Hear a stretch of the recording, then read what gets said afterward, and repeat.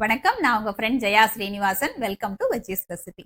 இன்னைக்கு நம்ம veggies recipe கிச்சன்ல ரொம்ப ஆரோக்கியமான, அதே நேரம் இந்த வெயிலுக்கு வந்து நம்ம உடம்புக்கு நல்லா குளிர்ச்சி தரக்கூடிய ஒரு ப்ரோபயோட்டிக் ரெசிபி தான் பார்க்க போறோம். அதாவது ராகி கூழ் நம்ம இன்னைக்கு பண்ண போறோம். நம்ம குடல்ல வந்து நல்ல பாக்டீரியா இருக்கும். அதை நம்ம ஆரோக்கியமா இருக்கிறதுக்கு ஹெல்ப் பண்ணும். அந்த பாக்டீரியாவை ஸ்ட்ரெங்தன் பண்ணக்கூடிய ஃபுட்டு தான் ப்ரோபயோட்டிக் ஃபுட்டு. நம்ம தயிர், மோர், இட்லி மாவு இருக்கு இல்லையா, அதுல செய்யக்கூடிய ரெசிபிஸ் எல்லாமே இது எல்லாமே வந்து இந்த வகையில சேர்ந்ததுதான். இந்த ப்ரோபயோட்டிக் ஃபுட் பத்தி உங்களுக்குமே நல்லா தெரியும்.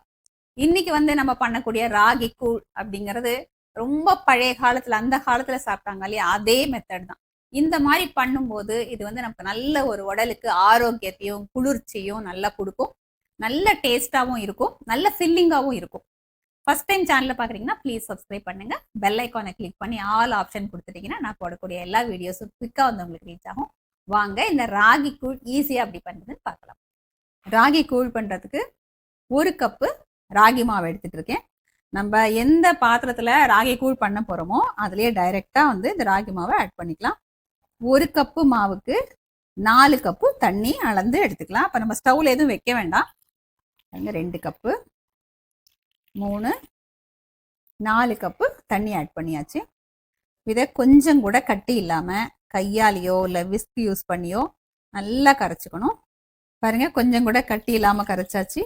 ரொம்ப தண்ணியாக இருக்கிற மாதிரி உங்களுக்கு தோணும், ஆனால் இது வந்து கரெக்டாக வந்துடும். வெந்ததுக்கப்புறம் கொஞ்சமாக உப்பு சேர்த்துக்கலாம். ஸ்டவ் ஆன் பண்ணிவிட்டு நல்லா அப்படியே மிக்ஸ் பண்ணிகிட்டே வரணும். இது நல்லா வெந்து நல்லா கெட்டியாக வரும், களி மாதிரி வரும் பாருங்கள். அது வரைக்கும் நம்ம அப்படி விடாமல் கிளறிட்டே இருக்கணும். ரொம்ப சீக்கிரம் திக்காயிடும் அது. பாருங்க, நம்ம முன்ன இருந்ததுக்கு கொஞ்சம் நல்லா அப்படி திக்காக ஆரம்பிச்சாச்சு. பாருங்க, நல்லா திக்காயிடுச்சு. இந்த சைடில் ஒட்டியிருக்கோம் இல்லையா, அதெல்லாம் கூட அப்படி எடுத்து விட்டுக்கோங்க மிக்ஸ் பண்ணும்போது.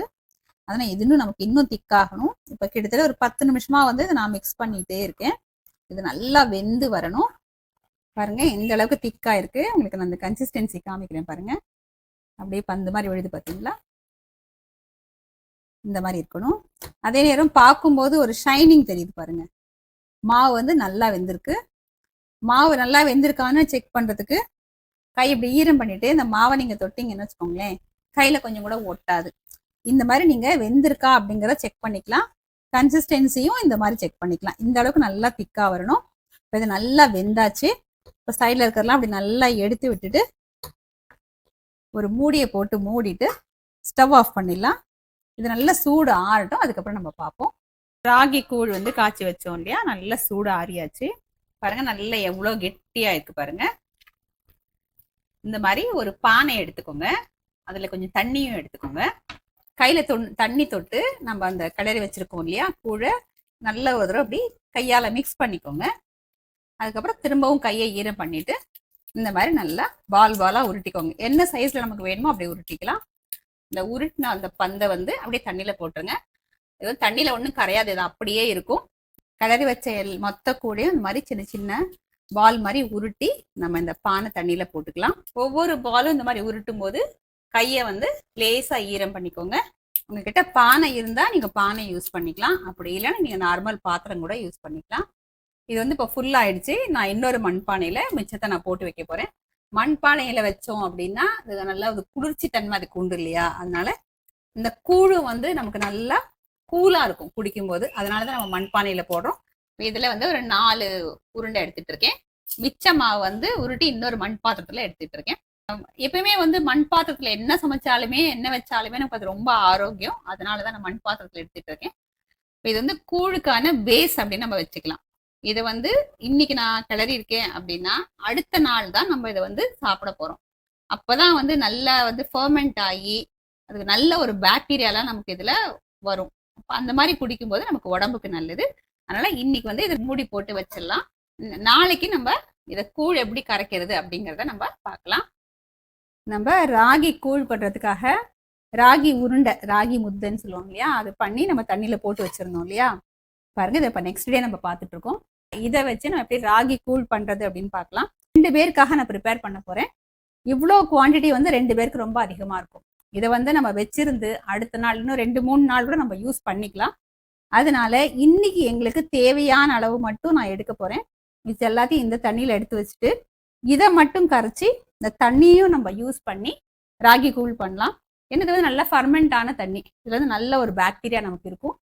இப்போ இந்த தண்ணியோட சேர்த்து இந்த ராகி உருண்டையை அப்படி நல்லா பசஞ்சிக்கணும். இதை கூழ் மாதிரி நல்லா குடிக்கிற பதத்துக்கு நம்ம கொண்டு வந்துக்கணும். பாருங்க நல்லா மிக்ஸ் பண்ணியாச்சு. நான் இன்னும் ஒரு உருண்டை வந்து எக்ஸ்ட்ரா அதில் சேர்த்து கரைச்சிருக்கேன். ராகி மாவு வேகும் போது கொஞ்சம் உப்பு போட்டோம். இப்போ இன்னும் கொஞ்சம் உப்பு ஆட் பண்ணிக்கலாம். இதை வந்து இப்போ நல்லா உப்பை கரைச்சி நல்லா மிக்ஸ் பண்ணி இப்படியே குடித்தாலும் குடிக்கலாம். இருந்தாலும் இன்னும் டேஸ்ட்டை வந்து என்ஹான்ஸ் பண்ணுறதுக்காக சின்ன வெங்காயம் தான் பெஸ்ட்டு. குளிர்ச்சியும் கொடுக்கும், நல்ல டேஸ்ட்டும் கொடுக்கும், உடம்புக்கும் நல்லது. ஒரு 7-8 சின்ன வெங்காயம் தோல் குடிச்சு நல்லா பொடியாக கட் பண்ணியிருக்கேன் பாருங்க. இது இதில் ஆட் பண்ணிக்கலாம். கொஞ்சமாக இஞ்சி கிரேட் பண்ணி வச்சுருக்கேன், இதுவும் சேர்த்துருவோம். ஒரு சின்ன சைஸ் பச்சை மிளகாயை மாதிரி பெரிய பீசஸாக 4 பீஸ் கட் பண்ணியிருக்கேன். நமக்கு வேணும்னா சாப்பிட்லாம், வேண்டாம்னா எடுத்து வச்சிடலாம்.